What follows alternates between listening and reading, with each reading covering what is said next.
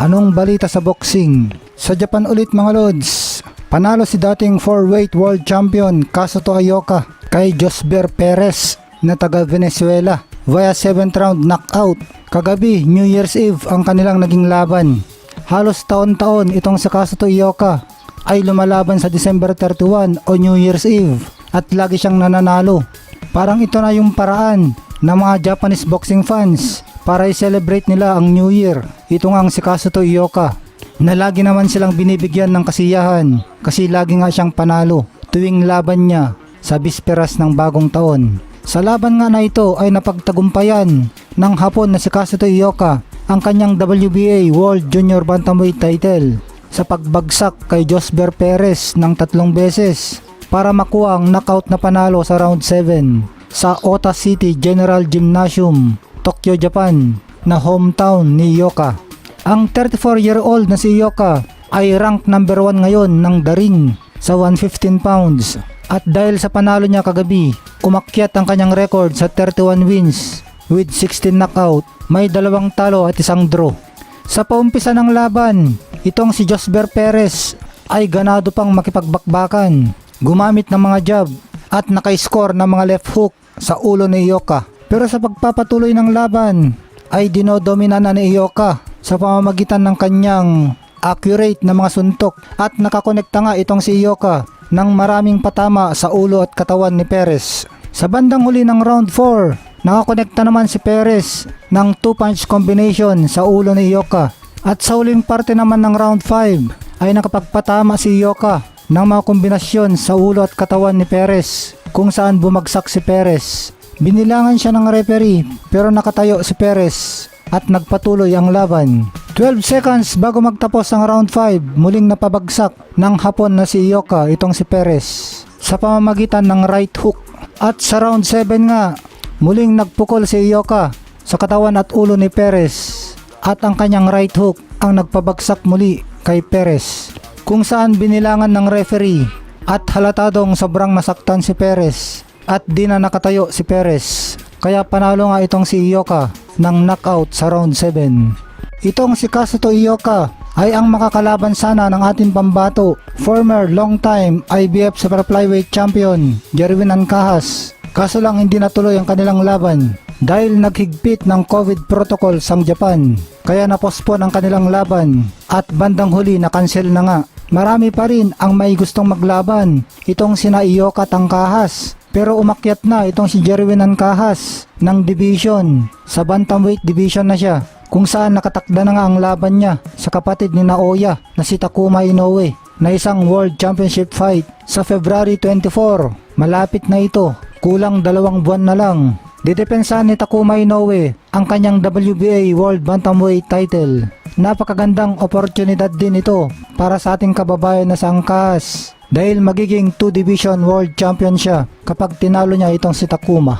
Samantala, inimbita nga ng CEO ng Rizin na si Nobuyuki Sakakibara itong si Manny Pacquiao para dumalo at manood sa pinaganap na laban ng Rizin. Pero nasorpresa ang lahat nang biglang inanunsyo ni Manny Pacquiao ang kanyang malaking rematch ni Floyd Mayweather sa Japan itong taon na ito, 2024. Happy New Year nga pala mga lods sa inyong lahat. Nagpasalamat nga si Manny Pacquiao sa CEO ng Rizin na si Nobuyuki Sakakibara sa pag-imbitang muli sa kanya sa Japan. Humingi ng tawad si Pacquiao sa mga Hapon dahil naipangako nila noon nung nakaraang taon 2023 na maglalaban sila ni Mayweather na hindi daw natuloy. Pero ngayon daw, ngayong taon na ito ay magaganap na nga ang kanilang rematch ni Mayweather. Hindi naman dinagdagan pa ng mga detalye ang kanilang laban. Unang naglaban sina Mayweather at Pacquiao noong May 2015 at pinamagatan ang kanilang laban na Fight of the Century kung saan nanalo ang Amerikano na si Mayweather via unanimous decision at mapanatili ang kanyang perfect record. Yung kanilang laban ay nakapag-generate ng record-breaking revenues.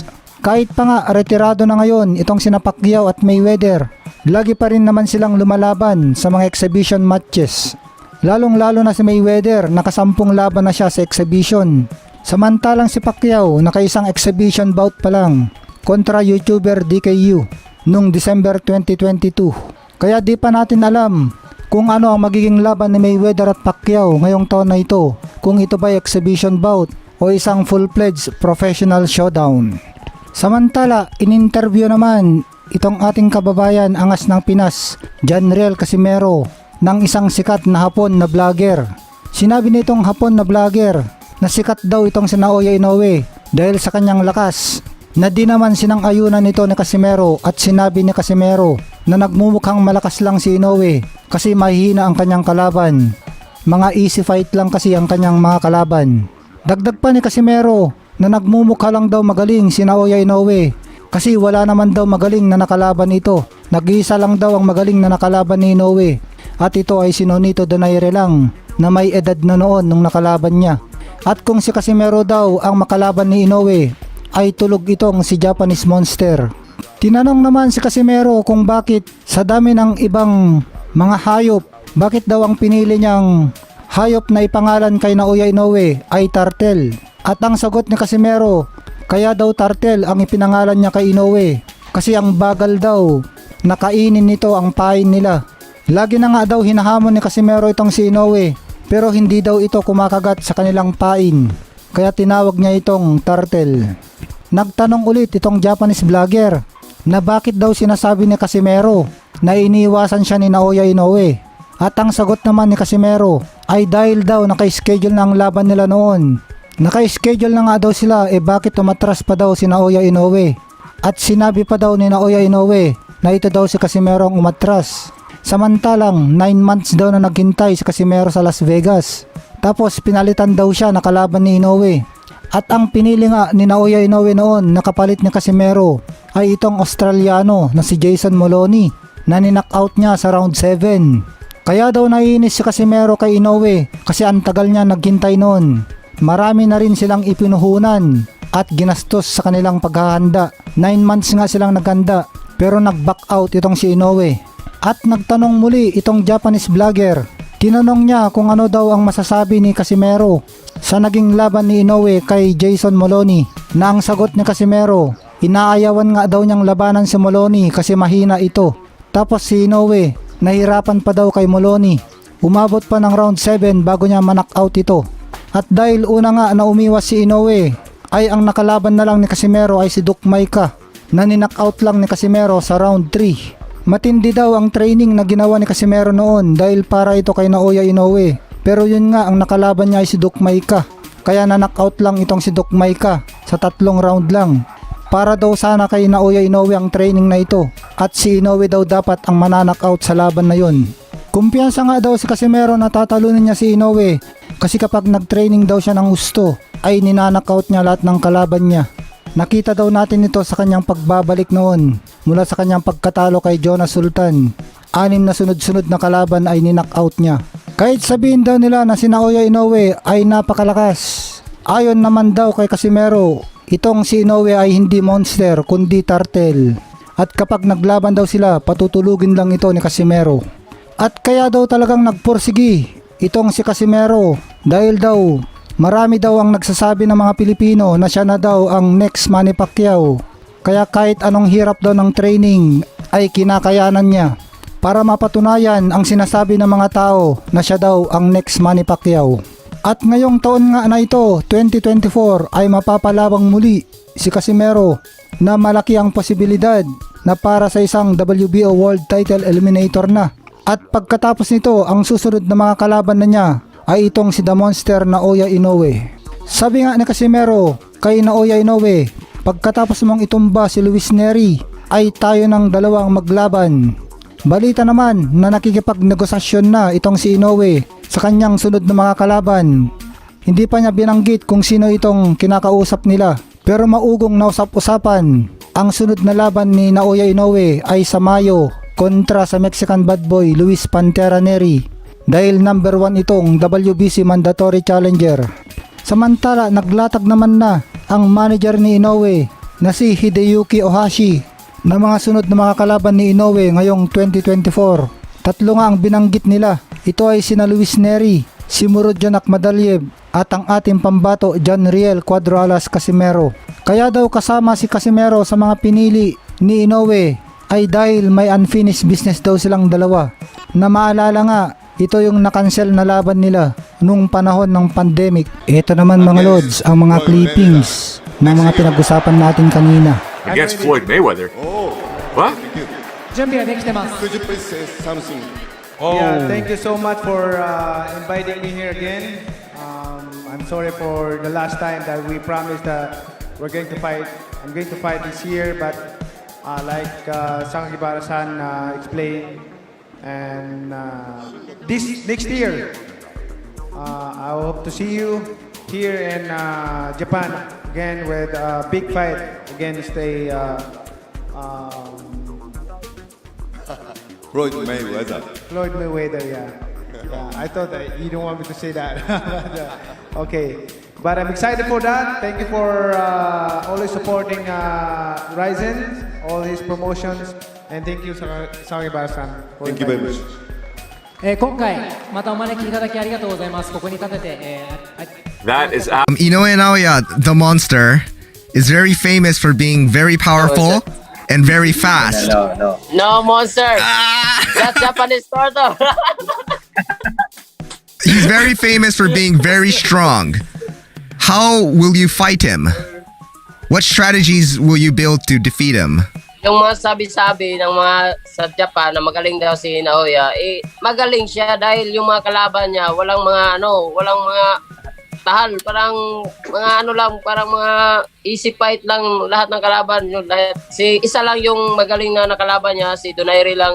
Sa nakikita ko, kung ako nakapalaban sa kanya, wala, tulog yun. My first question for you is, why, out of all the animals and names you can call Inoue Naoya, why did you pick turtle? Kasi parang mahina siya kumagat sa pain namin. Yung parang gusto na namin kalabanin siya, pero parang ang hina niya parang umakbang. You claim that Inoue Naoya is ducking you and running from you. But what makes you think that he's avoiding you? Kasi nung schedule namin, bakit siya umatras nandun na ako, sabi ni Naoya na na ako daw yung umatras nung nandun ako sa Las Vegas. 9 months ako naghintay dun sa Las Vegas. Hindi niya pinalitan yung kalaban niya, hindi ako ang pinalaban niya. Dapat kami sana maglaban nun. Natagal ko naghintay, kaya inis ako sa kanya. Did you get a chance to watch Inoue Naoya versus Jason Maloney? And if so, I want to hear your thoughts on the fight and Inoue Naoya's performance. Wala yung para sa akin kasi si Jason Maloney, inaayawan ko yun kasi mahina lang para sa akin yun. Yung paglaban nila parang nahihirapan si Naoya. Kaya para sa akin, hindi ako na sa laban nila. I see. And then you ended up fighting Duke Maika and winning by KO in the third round. That was a crazy fight. Yung training ko noon, para yun kay Inoue. Kung nagtuloy yung laban, si Inoue sana yung natutulog sa ibabaw ng ring. You seem very confident you can beat Inoue Naoya. But where does that confidence come from? What advantages do you feel you have over Inoue Naoya? gusto kong marinig. At nasa akin yung pinakita ko yung ensayo, tapos sa lahat ng laban ko, inapabagsak ko lahat. Yung 6 na kalaban, yung pagbabalik ko sa boxing, nasabi ko sa sarili ko na magpursige na ako, itutuloy ko na to kahit sino makalaban, gusto kong pabagsakin lahat. Kaya yun, lahat, at pinatunayan ko naman sa mga laban ko na napabagsak ko talaga lahat. Inoue Naoya, the monster, is very famous for being very powerful and very fast. No, monster. That's Japanese turtle. He's very famous for being very strong. How will you fight him? What strategies will you build to defeat him? Yung mga sabi-sabi ng mga sa Japan na magaling daw si Naoya, magaling siya dahil yung mga kalaban niya, walang mga tahal, parang mga parang mga easy fight lang lahat ng kalaban. Isa lang yung magaling na nakalaban niya, si Donaire lang. Sa nakikita ko, kung ako nakapalaban sa kanya, wala, tulog yun. Listen, I'm Japanese. I'm a big fan of Inoue Naoya, but I'm also a big fan of your very aggressive fighting style. You always put on exciting fights. I want to ask you, where did your fighting style develop from? Were you always this aggressive from your debut fight? Nung ano ko, yung parang naririnig ko yung mga salita ng mga tao na sabi nila, oy, nandyan na si Cuadro Alas, nandyan na, so the next Manny Pacquiao. Kaya nag-aggressive ako na gusto ko patunayan ng mga tao na yung mga sabi-sabi nila, gusto ko lahat ng ensayo, lahat ng hirap, kakayanin ko para mapakita ko sa buong mundo na parang maano din ng mga tao na, parang totoo na talaga to na si Cuadro Alas, the next Manny Pacquiao. Kaya yun, pinagano ko talaga. So